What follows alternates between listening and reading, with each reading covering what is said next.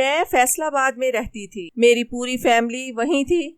हम 2 ही बहनें थी और मेरे वालिद को हम दोनों को कामयाब देखने का ख्वाब था, जिसकी वजह से वो खानदान के मुखालिफ तक खड़े हो चुके थे। वो बस हम दोनों को कामयाब देखना चाहते थे, मगर उन्हें नहीं पता था उनकी ये ख्वाहिश गलती से ही सही इन्हें रसवाई की इस खाई में ले जाएगी जिससे निकलना इनके लिए नामुमकिन होगा।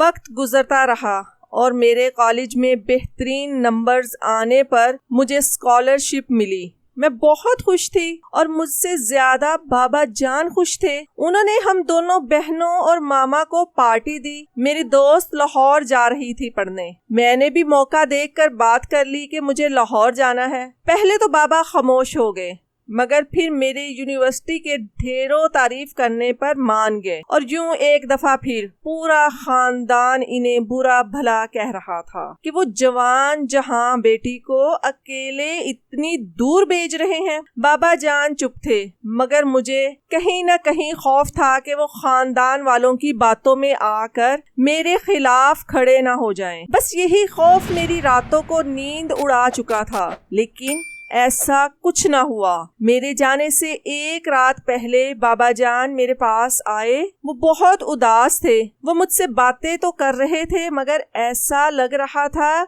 उनका ध्यान कहीं और है। वो खुद तो मेरे सामने थे, मगर उनका दिमाग वहां नहीं था। मैंने उनसे कहा जो बात परेशान कर रही है वो कर ले, तो उन्होंने मेरे दोनों हाथ अपने हाथ में लिए। फिर वो जो बोले उसे सुनकर मैं पत्थर की हो गई। मुझे लग रहा था मेरे वजूद में जान नहीं है। वो चले गए और मैं उस दरवाजे को देखती रह गई जहां से वो गए थे कि क्या वो जो कह कर गए हैं वो सच था। नहीं, वो मेरे बाबा जान थे।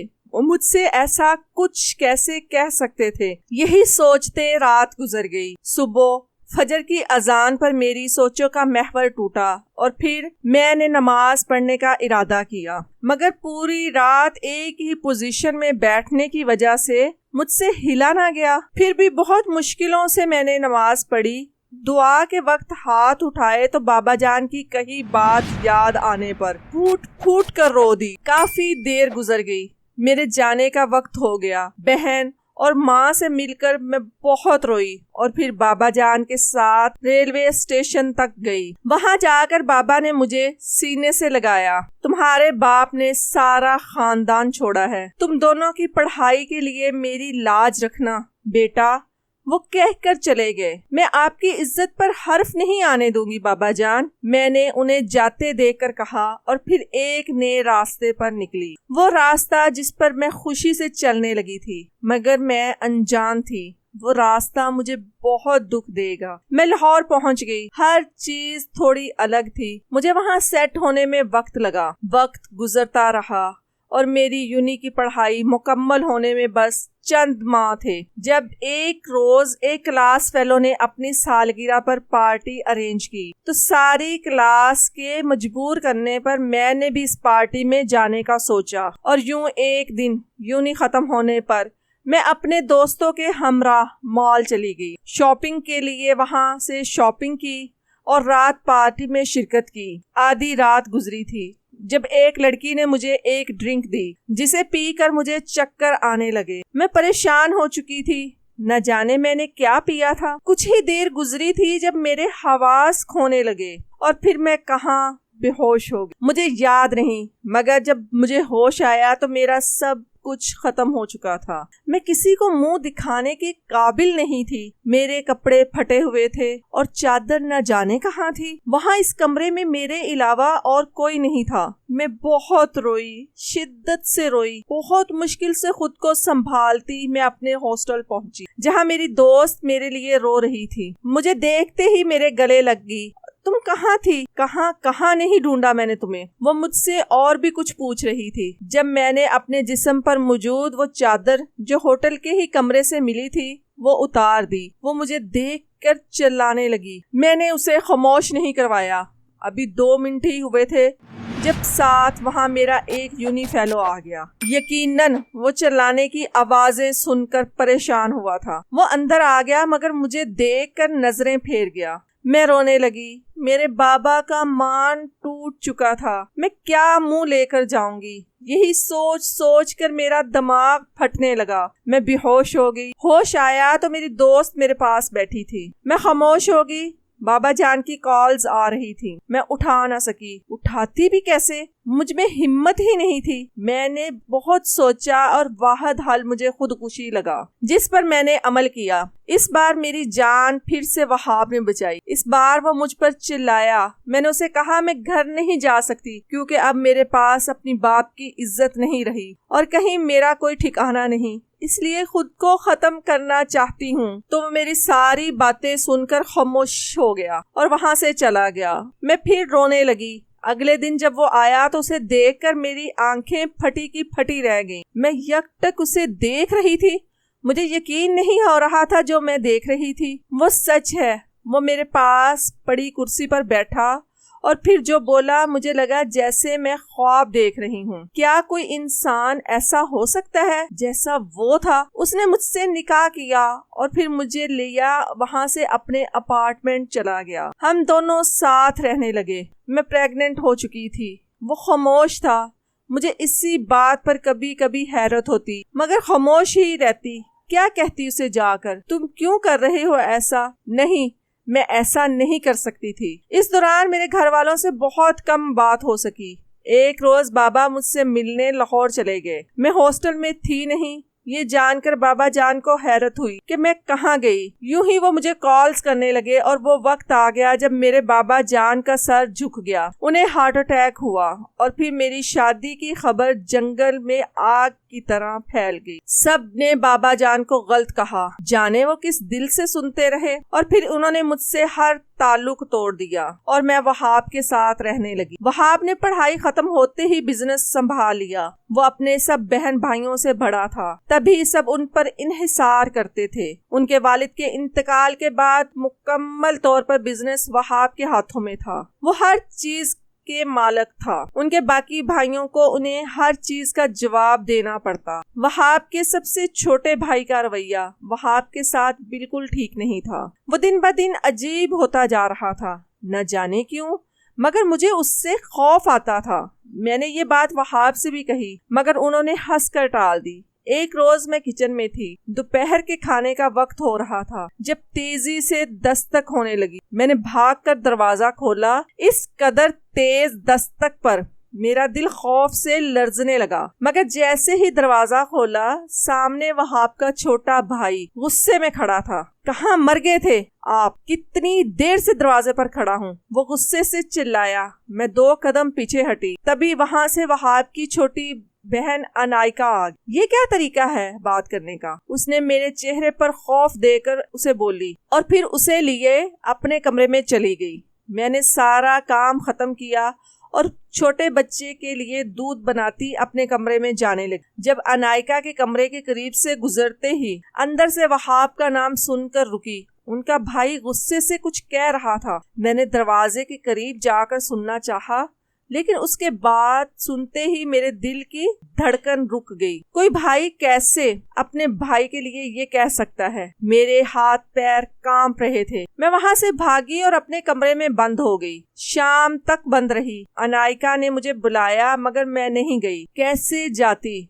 मुझे अब इन दोनों से डर लग रहा था। मैं अपने 7 बच्चे साथ लगा कर रखे। मुझे डर था कि कहीं इनमें से कोई बाहर ना चला जाए। वहां घर आए तो सीधे कमरे में आ गए। उनसे लिपटकर बहुत रोई। वो मुझे चुप करवाते मेरे रोने की वजह पूछ रहे थे, मगर मेरी जबान मेरा साथ नहीं दे रही थी। मैं कैसे अपने शौहर के लिए वो अल्फाज अदा करती जिसे सुनकर मेरी हालत इतनी बुरी हो रही थी। वहां मुझे खामोश करवाने लगे। उस वक्त उन्होंने वजह पूछनी तर्क कर दी। मैं रोते हुए सो गई। अगली सुबह तक मुझे तेज बुखार हो चुका था। वहाब सच में परेशान हो गए कि आखिर हुआ क्या है, लेकिन उनकी परेशानी कम करना उस वक्त मेरे बस में नहीं था। वहाब ऑफिस ना गए। उस दिन वो सारा दिन मेरे पास रहे। अगले दिन मैं काफी बेहतर थी, मगर फिर भी मैंने वहाब को कमरे से निकलने न दिया। दिन गुजरते जा रहे थे, मैं आहिस्ता आहिस्ता वो बात भूल गई। और वैसे भी गुजरते वक्त के साथ मेरे देवर का रवैया मेरे शौहर से बेहतर होता जा रहा था। मुझे कभी उससे खौफ आता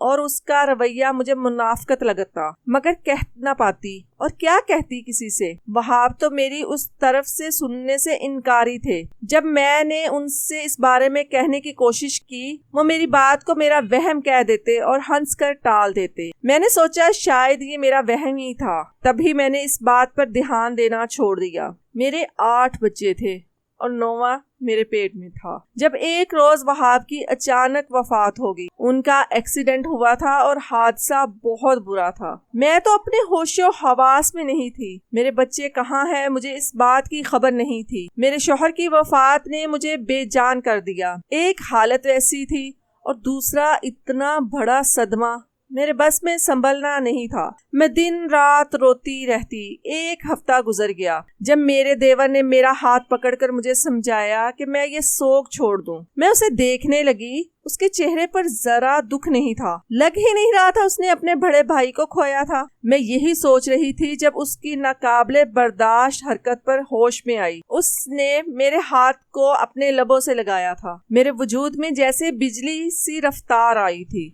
मैं वहां से उठकर उससे दूर हुई। आप मुझसे शादी कर ले, उसने मुस्कुराते हुए कहा। मेरा दिल तो पहले ही धड़कना भूल गया था। इस बात पर जैसे मुर्दा दिल पर किसी ने खंजर चलाया हो। ये क्या बकवास है, मैंने चिल्ला कर पूछा, मगर मेरे आवाज ने हलक से निकलने से इनकार कर दिया। मैंने उसे उसकी पेशकश पर थप्पड़ मारा तो गाल पर हाथ रखते वो हंसने लगा और फिर शाम को उसने हमें हमारे ही घर से निकाल दिया। मैं चीखती रही, चिल्लाती रही, मगर किसी ने मेरी न सुनी और यूं मैं बेघर हो गई। अपने यतीम बच्चों को लिए मेरे पास कोई ठिकाना नहीं था जहां लेकर जा सकती।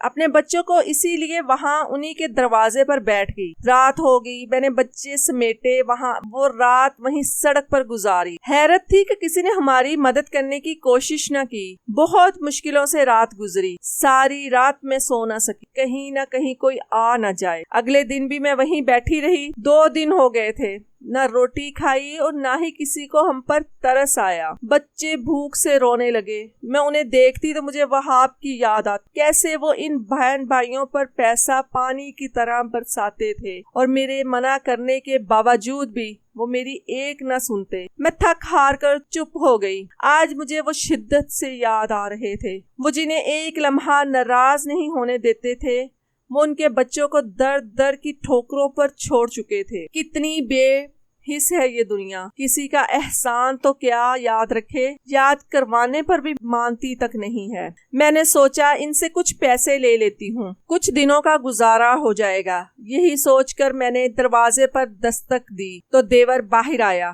क्या चाहिए, उसने बेजारियत से पूछा। कुछ पैसे, मैंने सर झुकाते हुए कहा। कैसी अजियत थी, अपने ही घर के दरवाजे पर फकीर बने खड़ी थी। माँ तो माँ होती है, फकीर भी बनना पड़े तो बन जाती है। मैं भी बन गई। उसने जेब से चंद नोट निकालकर मेरी तरफ यूं उछाले जैसे मैं सच में फकीर हूँ। मेरी आंखों से आंसू जारी हो गए। ये कैसी आजमाइश थी, मैं समझ ना सकी। मैं दोपहर तक अपने बच्चों को खाना खिला चुकी थी। सड़क के किनारे एक आदमी चावल बेच रहा था। मैंने वही लेकर बच्चों को दिए। मैं वहीं गली के कॉर्नर पर बैठ गई। जब वहां से देवर गुजरता हुआ मेरे पास आया तो मैं अब भी कह रहा हूँ, मुझसे शादी कर लो, अच्छी रहोगी, छत मिल जाएगी और इन बच्चों का भी ख्याल कर लो। उसने बहुत आहिस्ता से कहा। मैंने मुंह मोड़ लिया। तुम्हें शर्म नहीं आती ऐसी बकवास करते हुए? तुम्हारे बड़े भाई की बेवा हूँ मैं। वो भाई जिसने तुम सबको संभाला, वो भाई जिसके टुकड़ों पर तुम सब पलते रहे हो। तुम्हें तो इतनी शर्म नहीं कि तुम्हारे भाई की कब्र की मिट्टी अभी गीली है। मैंने गुस्से से कहते उसे देखा। आखिर मैं रोने लगी। मेरी बेबसी का अंदाजा कोई नहीं लगा सकता था। वो खामोशी से चला गया।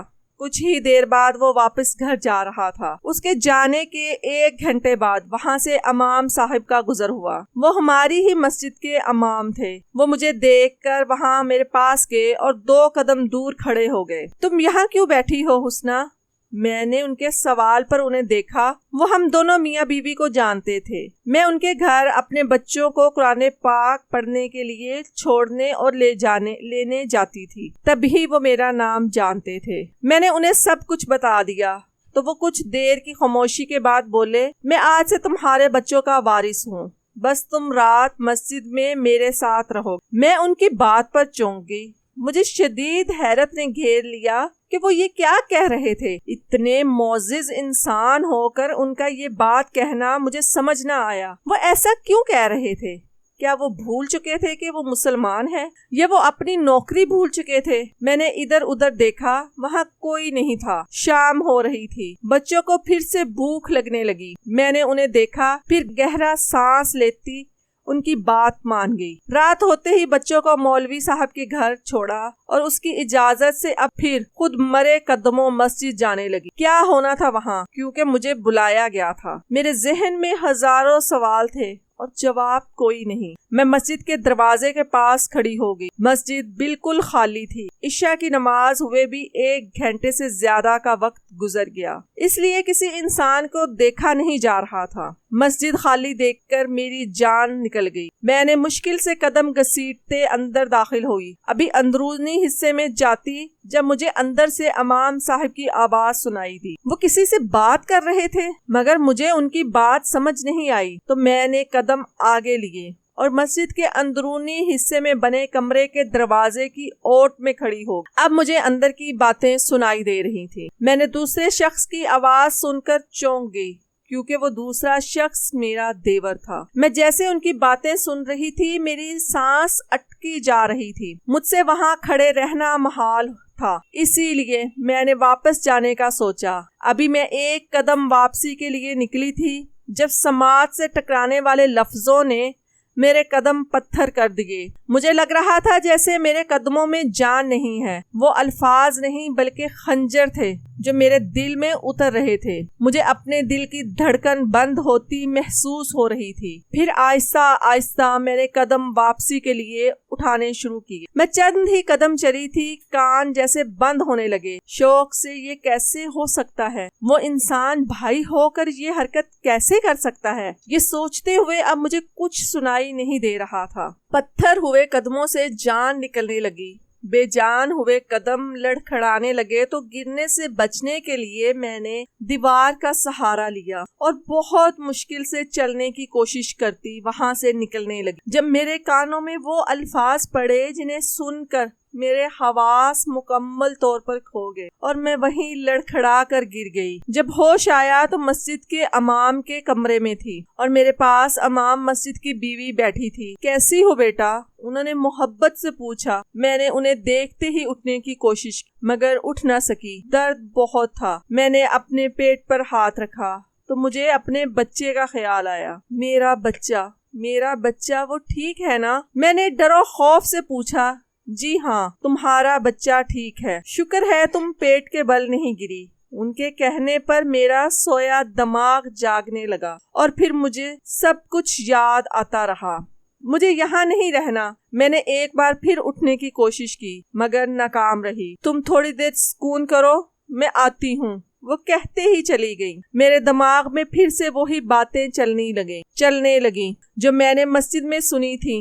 इमाम साहिब, अगर आप मेरा काम करेंगे तो मैं आपको मुंह बोली रकम दूंगा। आप उसे गलत तरीके से छेड़ें, उसे तंग करें ताकि वो मजबूर होकर मुझसे शादी कर ले। देवर ने लालच देने वाले अंदाज में कहा। नहीं, मैं ऐसा नहीं कर सकता किसी की बेटी के साथ, तो हरगिज नहीं। वो जल्दी से कानों को हाथ लगाते बोले, अगर आपने ऐसा न किया तो मैं आपको नुकसान पहुंचा सकता हूँ। ये मस्जिद मेरी है, मैं यहाँ से आपका दाना पानी बंद करवा सकता हूँ, आपको यहाँ से निकाल भी सकता हूँ, इसलिए मेरे खिलाफ जाने की कोशिश मत करो। लहजा धमकी अमेज था। 2 दिन तक मेरी तबीयत काफी हद तक ठीक हो चुकी थी। मैंने वहाँ से जाने की जिद की तो इमाम मस्जिद की बीवी न मानी। उनका कहना था कि मेरी हालत दर दर के धक्के खाने के काबिल नहीं है, और बात भी उनकी ठीक थी। मैं शाम को सहन में थी जब वहाँ मस्जिद के इमाम आए। मैं उन्हें देखकर डर गई तो वो बोलने लगे। उनकी बातें सुनकर मैं वापस तख्त पर बैठी। ये जिंदगी का कौन सा हिस्सा था जो हर कदम पर मुझे दुख दे रहा था, आजमा रहा था? मैं क्या करती? मैं मजबूर हो गया था। मेरी छोटी सी बच्ची उसने अगवा कर ली थी। अगर मैं उसकी बात टाल देता तो मेरे साथ गलत करता। उसने मुझे धमकी दी थी कि अगर मैंने उसकी बात ना मानी तो वह मेरी बेटी को गायब करवा देगा। इसलिए मैंने आपको वो ऑफर दी थी। मुझे माफ कर देना। मैं खामोश थी। ये शायद मेरे पास कहने को कुछ नहीं था। मैंने आपको देखा तो यहाँ ले आया और आप फिक्र मत करें, मैंने उसे जेल भेज दिया है।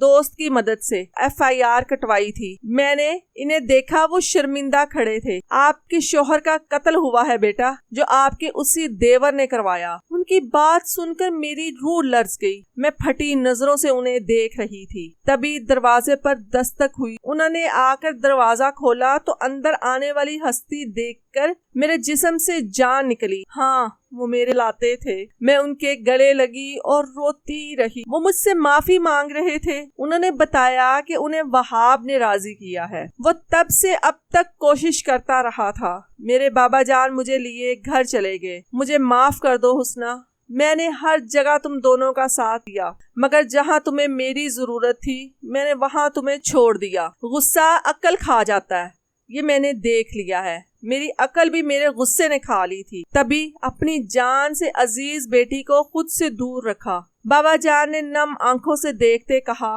मैं उनके गले लग गई। मेरे देवर ने ये सब दौलत के लिए किया था। उसे उस जुर्म की सजा में उम्र कैद हुई। मेरे शौहर का कारोबार, जायदाद सब मेरे बच्चों को मिल चुकी थी। देवर को उसका लालच ले डूबा था। लालच बुरी बला, ये शायद इसीलिए कहते हैं क्योंकि लालच आग की तरह इंसान को जलाता है और फिर राख कर देता है। उसके हिस्से में कुछ ना आया। बाबा जान कहते थे लालच करने से इंसान खत्म हो जाता है, इसलिए जो पास है उसी पर शुक्र करो।